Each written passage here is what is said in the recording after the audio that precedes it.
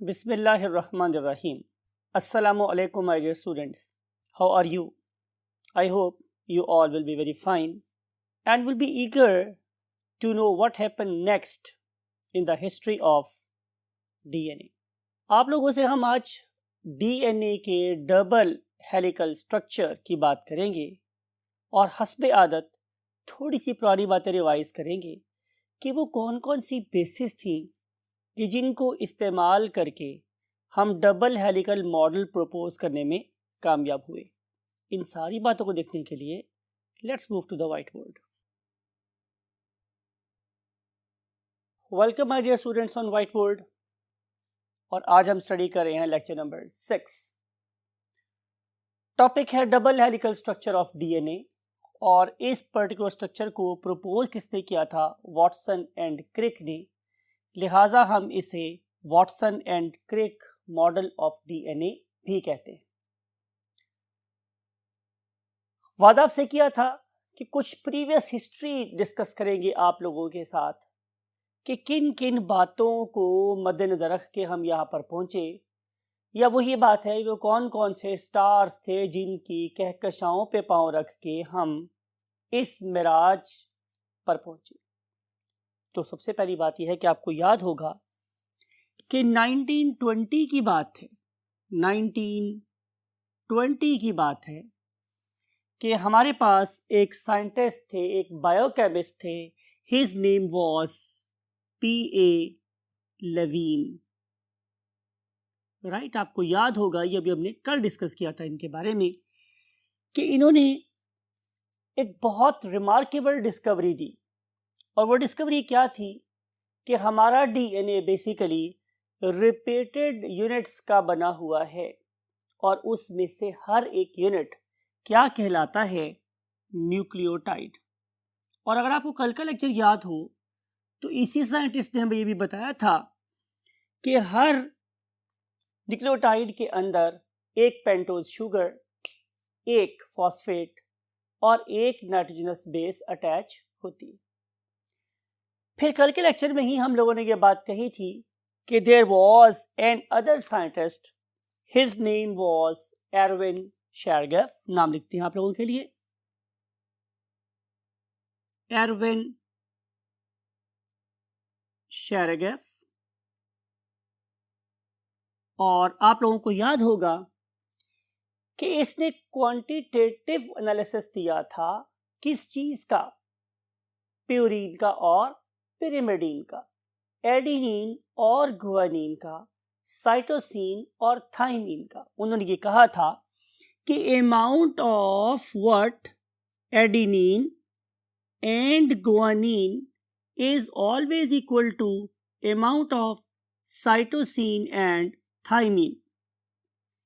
अगर आपको कल का लेक्चर ही याद हो तो आपको याद होगा कि हमने कहा था कि adenine and guanine are larger nitrogenous bases because they had what? 2 cycles, something like it। आपको याद होगा मैंने कल ड्रॉ किया था यहाँ पे कि एडेनिन में 2 साइकिल्स हैं, गुआनिन में 2 साइकिल्स हैं और हमने इनको नाम दिया था क्या?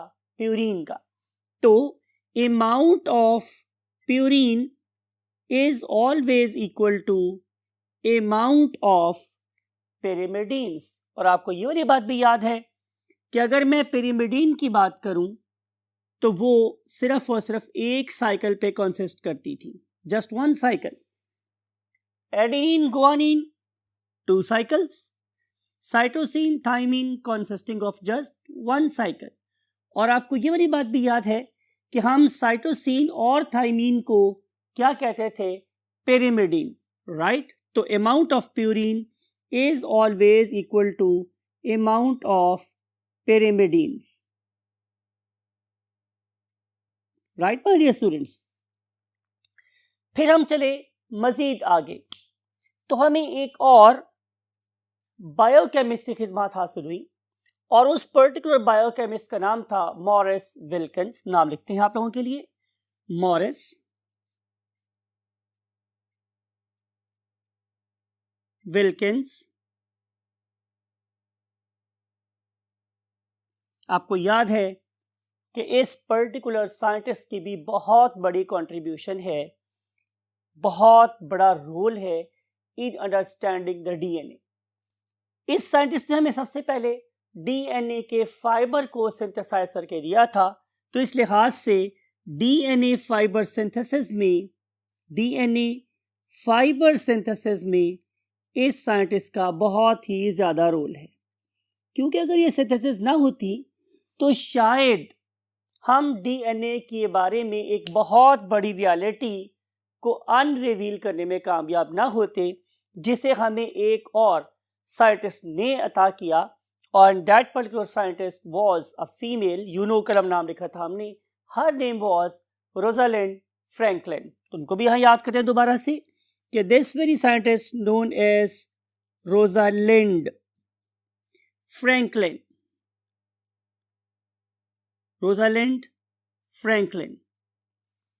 कल का लेक्चर याद करें, इन्होंने क्या किया था कि इन्होंने इस पर्टिकुलर डीएनए फाइबर की एक्सरे डायफ्रैक्शन एनालिसिस की थी, और एक्सरे डायफ्रैक्शन एनालिसिस के बाद जो पिक्चर उन्हें हासिल हुई वो अब भी बहुत ही यू कैन से रिस्पेक्ट से देखी जाती है।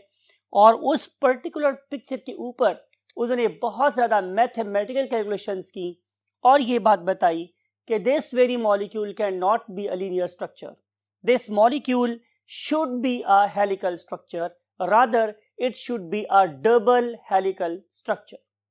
ठीक है, और फिर इसी साइंटिस्ट ने इस कैलकुलेशन की बेस पर यह बात कही कि हमारे डीएनए का जो डायामीटर है वो यूनिफॉर्मली कांस्टेंट रहता है और उसकी वैल्यू 2 नैनोमीटर के बराबर होती है। तो ये वाली बात भी हम यहाँ पर लिखते हैं। सो what was basically the diameter? Diameter is equivalent to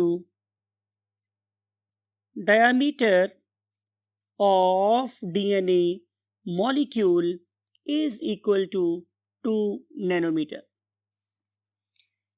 फिर आप लोगों को याद होगा कि हमने ये बात कही थी कि हमारा जो डीएनए है वो कहीं से ग्रूव्ड है और कहीं से ग्रूव नहीं है, तो उस पर्टिकुलर दो ग्रूव के दरमियान में जो डिस्टेंस था इट वाज 3.4 नैनोमीटर। ये वाली बात भी आप लोगों को एक्सरे डायफ्रैक्शन एनालिसिस से पता चल गई। इन सारी बातों का informally, whenever we use a term informal, जिसका मतलब ये है कि अभी ये वाली सारी बातें किसी पेपर में पब्लिश नहीं हुई थी, लेकिन साइंटिफिक कम्युनिटी में इसके बारे में बहुत ज़्यादा बातें हो रही थी। इसी दौर में हमारी कैम्ब्रिज यूनिवर्सिटी के दो फिजिसिस्ट थे जो बेसिकली थे तो फिजिसिस्ट, लेकिन वो बायोमोलिक्यूल्स में इंटरेस्ट लेना शुरू हो गए वो, और उनका नाम था again James Watson and Crick. इन दो साइंटिस्ट ने इन सारी की सारी इंफॉर्मेशन को अपने माइंड में रखते हुए, मैं एक दफ़ा फिर रिपीट कर रहा हूं कि हर कामयाबी के पीछे बहुत छोटी छोटी कामयाबियां शामिल होती हैं। जैसे एक बहुत बड़े हादसे के पीछे बहुत छोटे छोटे एरर्स मिलकर बड़ा हादसा करवाते हैं, तो ऐसे ही जो बहुत बड़ी अचीवमेंट होती है उसके पीछे भी छोटी छोटी कामयाबियां, छोटे छोटे चंक्स और पीसेस, ठीक है, वो क्या करते हैं आपस में मिलते हैं तो एक बहुत बड़ी तस्वीर हमारे पास बनती है। इन सारी बातों को मद्देनजर रखते हुए वाटसन और क्रिक ने एक मॉडल प्रपोज किया। आए उस मॉडल को हम next part of the board में अंडरस्टैंड करते हैं। यस माय डियर स्टूडेंट्स, हम बात कर रहे हैं, वही बात है कल वाले लेक्चर की। मैंने आपसे ये कल बात कही थी कि अब जो लेक्चर चल रहे हैं वो अगले पूरे लेक्चर की क्या है, बुनियाद है, फाउंडेशन है। तो मैं ये चाहूँगा कि मेरे स्टूडेंट्स की फाउंडेशन या बुनियाद बहुत क्या हो जाए, अच्छी हो जाए। तो इस पर्पस के लिए मैं क्या कर रहा हूँ, मैं आप लोगों के लिए कल के लेक्चर को थोड़ा सा दोबारा से रिवाइज करता हूँ। लुक एट दिस, आपको नजर आ रही है, here is a pentose sugar. इस पेंटोज शुगर की ये कार्बन नंबर 1, ये कार्बन नंबर 2, कार्बन नंबर 3, 4, और कार्बन नंबर 1 और 4 के दरमियान में यहाँ प्रेजेंट है ऑक्सीजन का ब्रिज, और इस बोट से प्रोट्रूड आउट बाहर निकली हुई है कार्बन नंबर 5, और जिस पे अटैच होता है फॉस्फेट, राइट। फॉस्फेट इस तरीके से अटैच है माय डियर स्टूडेंट्स कि एक OH फॉस्फेट का यूज होता है to make ester bond with carbon number 5 और ऊपर वाला OH हमेशा अवेलेबल रहता है to make a bond with the upper nucleotide, right. और जो सी कार्बन नंबर 1 है पेंटोज शुगर की, वो अटैच होती है किसके साथ? नाइट्रोजनस बेस के साथ, राइट। अब कार्बन नंबर 3 भी इंपॉर्टेंट थी। आपको याद है कि कार्बन नंबर 3 पे प्रेजेंट था OH और ये OH बहुत ज़्यादा ज़रूरी है to make a phosphoester bond with the next nucleotide. और आपको ये वाली बात भी याद है कि जब दो न्यूक्लियोटाइड आपस में जुड़ते हैं तो उनके मिलने से दो क्या बनते हैं? Ester bond. लिहाजा हमने इस पर्टिकुलर पूरे बॉन्ड को नाम दिया था फॉस्फोडाइएस्टर बॉन्ड। आपको ये वाली बात भी याद है कि जिस चेन की मैं बात कर रहा हूं इसका हमेशा ऊपर क्या प्रेजेंट था? फॉस्फेट, जो कार्बन नंबर 5 से अटैच है। तो मैं इसे बोलता हूं 5 एंड या 5 prime of the DNA molecule. और अगर मैं इस पूरी चेन में किसी भी न्यूक्लियोटाइड के कार्बन नंबर 3 को देखूं तो वो अगले के कार्बन नंबर 5 पे प्रेजेंट फॉस्फेट से बॉन्ड बनाता है, या अगर मैं इस पूरी चेन के आखिरी न्यूक्लियोटाइड को देखूं तो वहां पे हमेशा कार्बन नंबर 3 पे OH प्रेजेंट है जो आगे बॉन्ड बना सकता है। तो इसका लोअर एंड क्या कहलाएगा? 3 प्राइम या जस्ट 3 बार एंड, राइट। आपको ये वाली बात भी याद है कल के लेक्चर से कि ये वाली चेन्स कभी तन्हा तन्हा नहीं रहती, बल्कि ये अपने जैसी एक और चेन बनाती है, that is called as the complementary chain. ये वाली चेन प्रीवियस चेन के हमेशा कैसी होती है? पैरेलल, बिल्कुल साथ साथ चलती है, लेकिन उनका एंगल कैसा होता है? ओपोजिट। तो जब दो चेन्स पैरेलल हो लेकिन एंगल ओपोजिट हो तो हम उसे क्या नाम देते हैं? एंटी पैरेलल चेन्स और सिंपली एंटी पैरेलल चेन्स। तो एक चेन का बन गया साइड क्या? 5 प्राइम 3 प्राइम, और दूसरी चेन के एंड्स क्या बन गए? 3 prime and 5 prime, right my dear students. याद रखने वाली बात यह है कि इन सारी बातों को आज हम क्यों कहने के काबिल हैं? क्योंकि जेम्स डी वॉटसन और क्रिक ने एक मॉडल प्रपोज किया था। याद रखने वाली बात यह भी है कि उनके माइंड में वो सारी इंफॉर्मेशन है जिसको मैं आप लोगों के लिए दोबारा से रिकॉल कर रहा हूं। क्या? कि amount of purine is always equal to amount of pyrimidine. और दूसरी इंपॉर्टेंट बात क्या है कि जो डायामीटर है DNA का वो हमेशा कैसा रहता है? कांस्टेंट। आए आपको इस एक एनिमेशन से बात को समझाते हैं। फर्ज कर लेते हैं कि हम एक लार्जर नाइट्रोजनस बेस यानी कि एडेनिन और गुआनिन को किसी बड़ी ब्रिक से रिप्रेजेंट करते हैं या किसी बड़ी ट्राइएंगल से रिप्रेजेंट करते हैं, और जो मेरे पास क्या है? स्मॉलर नाइट्रोजनस बेस है, मीन, साइटोसिन और थाइमीन, इसे हम किसी छोटी नाइट्रोजनस बेस से रिप्रेजेंट करते हैं।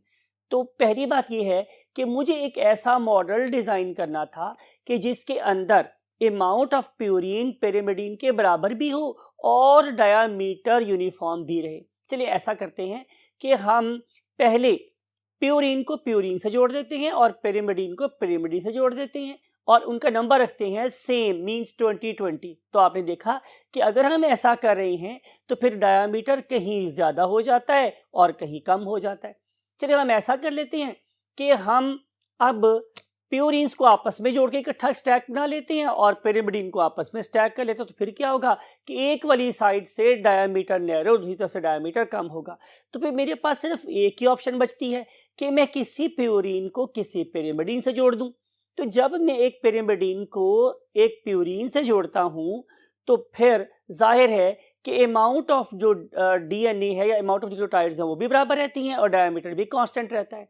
लेकिन प्रॉब्लम मेरे पास एक और भी थी, वो ये कि अगर, बात को आपने गौर से सुनना है, कि अगर मैं इन दो particular PNCs mean polynucleotide chains को क्या करता हूं? एक दूसरे के बिल्कुल साथ साथ रखता हूं और उन्हें एक ही एंगल पे रखता हूं, तो क्या होगा? दोनों की नाइट्रोजनस बेसेस राइट साइड पे आ जाएंगी। जब दोनों चेन्स की नाइट्रोजनस बेसेस राइट साइड पे आएंगी तो फिर एडेनिन थाइमीन से अगर मिलना चाहे तो बॉन्ड लेंथ बहुत ज्यादा हो जाएगी, और अगर गुआनिन साइटोसिन से मिलना चाहे तो भी बॉन्ड लेंथ बहुत ज्यादा हो जाएगी। अब अगर हम बॉन्ड लेंथ इतनी ही रखें तो फिर डिस्टेंस इतना ज़्यादा हो जाता है कि इनके दरम्यान में हाइड्रोजन बॉन्ड्स डेवलप नहीं हो सकती। तो कोई तो ऐसा मेथड होगा कि जिसमें मैं एडेनिन को थाइमिन के पास ले आऊं और गुआनिन को साइटोसिन के पास ले आऊं। तो इसका सिर्फ और सिर्फ एक ही मेथड था कि अगर नाइट्रोजनस बेसेस दोनों सेम साइट पर हैं और अगर उनको उलट दिया जाए तो फिर वो क्या करेंगी, एक दूसरे के पास आ जाएंगी, जैसा कि आपको इस एनिमेशन में होता हुआ नजर आ रहा है। तो this is the reason, this is the reality कि कैसे ये वाली दो एंटी पैरेलल्स एक दूसरे के पास आई और इन्होंने बॉन्ड डिस्टेंस को क्या कर दिया, मिनिमम कर दिया। प्लस उन्होंने एक बात हमें और बताई, वो ये कि अगर आप एडेनिन को थाइमीन से जोड़ें तो हमेशा डबल बॉन्ड बनता है। उसकी रीजन मेरे पास क्या है, मैंने पार्ट 1 के चैप्टर नंबर 2 में भी बताई थी कि अगर आप एडेनिन और थाइमीन को देखें तो दोनों के ऊपर ओपोजिट पार्शियल 2 चार्जेस हैं, और अगर मैं गुआनिन और साइटोसिन की बात करूं तो दोनों के पास ओपोजिट पार्शियल 3 चार्जेस हैं, जिसकी वजह से अगर मैं चाहूं कि एडेनिन साइटोसिन से मिल जाए या गुआनिन थाइमीन से मिल जाए तो ऐसा मुमकिन नहीं है। हमेशा एडेनिन थाइमीन से मिलेगी और गुआनिन साइटोसिन से मिलेगी। You got my point. Reason is कि adenine and thymine they have similar charges but in opposite fraction. Similarly जो गुआनिन और साइटोसिन है उनके पास भी 3 ही चार्जेस हैं, although in opposite fashion. One of them is +3, other one is -3। तो जब +2 -2 के सामने आएगा तो डबल हाइड्रोजन बॉन्ड बनेगी, और जब +3 -3 के सामने आएगा तो मेरे पास triple loose bonds mean hydrogen bond बनेंगे। तो ये वो अप्रोच थी जिसको उन्होंने इस्तेमाल किया और आखिरकार वो एक मॉडल बनने में कामयाब हुए जिसे नाम किया जाता है वॉटसन क्रिक डबल हेलिकल स्ट्रक्चर मॉडल। अब आप जरा बात को गौर से देखेंगे कि ये वो स्ट्रक्चर है, आपको नजर आ रहा है कि किस तरीके से, ज़ाहिर जो एनिमेशन हमने आपको दिखा ये तो बहुत हाई टेक है, उस जमाने में इतनी टेक्नोलॉजी अवेलेबल नहीं थी। तो ये जो साइंटिस्ट कार्ड्स के साथ स्ट्रक्चर बनाते थे, किसका, एडेनिन का और थाइमीन का, और इनके डिफरेंट कॉम्बिनेशंस को बनाते बनाते बनाते चले गए और इवेंचुअली वो इस पॉइंट पर पहुंचे तमाम सोचो विचार करने के बाद कि किस तरीके से इन पर्टिकुलर मॉलिक्यूल्स का क्या बनता है, मेन बैम्बू मेन बांड्स दो चीजों से, उनमें से एक क्या है पेंटोज शुगर और दूसरी क्या है फॉस्फेट।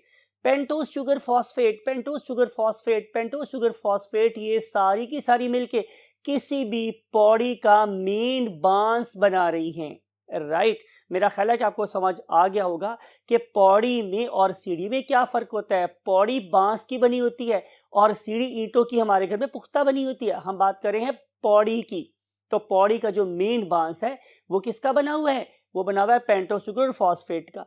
इसका जो दूसरा बांस है वो उल्टा लगा हुआ है, वो भी फॉस्फेट और पेंटोज का ही बना हुआ है। लेकिन कॉमन बात क्या है कि दोनों की कार्बन नंबर 1 पे मौजूद है पेंटोज शुगर्स, और ये दोनों ऑपोजिट होने के बावजूद एक दूसरे के बहुत पास आ गई हैं और चार्जेस भी कैसे हैं, सेम। तो ये बात हमें किसने बताई, definitely these two scientists, one of them is called as Watson, other one is called as the Crick. Right, तो ये है हमारा आज का टॉपिक जिसे हम बोलते हैं वॉटसन एंड क्रिक मॉडल। अगर मैं इस बात को थोड़ा सा मजीद आगे बढ़ाऊं या आपके कॉन्सेप्ट को थोड़ा सा और जिला बख्शना चाहूं तो आप यूं समझें कि आप लोगों के पास ये जो पौड़ियां हैं ये किसी रस्से की बनी हुई हैं।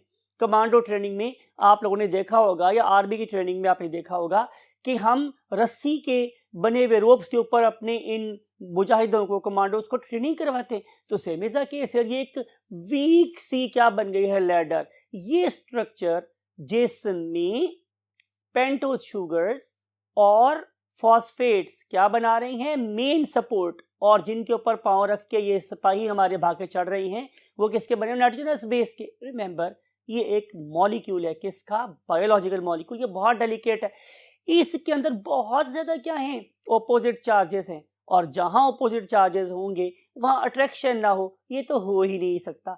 इसी वजह से ये जो मॉलिक्यूल है ऑपोजिट अट्रैक्शन होने की वजह से इट बिगिंस टू ट्विस्ट, ये ट्विस्ट करना शुरू कर देता है। जब ये ट्विस्ट करेगा तो सवाल ये है कि क्या ये ट्विस्ट करेगा राइट साइड पे या लेफ्ट साइड पे? तो आंसर इज ये एक राइट हैंडेड स्ट्रक्चर है। जब भी किसी बायोलॉजिकल मॉलिक्यूल में ट्विस्ट राइट साइड पे पैदा होता है तो हम उसे क्या नाम देते हैं? Alpha structure. चूंकि ये घूम रहा है इसलिए बोलेंगे अल्फा हेलिकल स्ट्रक्चर। चूंकि इसमें दोनों स्ट्रैंड्स घूम रहे हैं तो मैं बोलूंगा double alpha helical structure. Right, अभी भी इसके चार्जेस बैलेंस नहीं हुए तो क्या होगा? ये अपने ही ऊपर क्वाइल हो जाएगा। That will be called as a tertiary structure of DNA. मैं दोबारा से बोल रहा हूं, अगर मैं इस टर्शरी स्ट्रक्चर को अनवाइंड करूंगा तो मेरे पास बनेगा सेकेंडरी स्ट्रक्चर, और अगर मैं इससे दोबारा अनवाइंड कर दूंगा तो मेरे पास एक लैडर की तरह से, एक पौड़ी की तरह से बनेगा। That is called as a primary structure of DNA. और प्राइमरी स्ट्रक्चर में क्या था? जाहिर है दो बांस थे और उसके ऊपर लगे हुए पौधे या पाँव जिस पर चढ़ते हैं, और वो किसके बने हुए थे? नाइट्रोजनस बेसिस के बने हुए थे। So that's all with this particular topic. अगले टॉपिक में हम आप लोगों से मिलेंगे इस कॉन्सेप्ट के साथ कि अगर मैंने एक डीएनए के मॉलिक्यूल से मजीद डीएनए के मॉलिक्यूल बनाने हो जो कि ज़रूरी हैं किसके लिए? नए सेल्स बनाने के लिए। तो आपको पता ही है कि अगर मैं नए सेल बनाना चाहता हूँ तो मुझे नए क्रोमोसोम बनाने पड़ेंगे। नए क्रोमोसोम बनाने हैं तो मुझे नया डीएनए बनाना पड़ेगा। तो हम ये सीखेंगे अगले टॉपिक में कि हम नया डीएनए कैसे बनाते हैं। So till that time wait for me. With this wait I want to say you अल्लाह हाफिज़, और आपसे मिलेंगे हम अभी नए टॉपिक के साथ।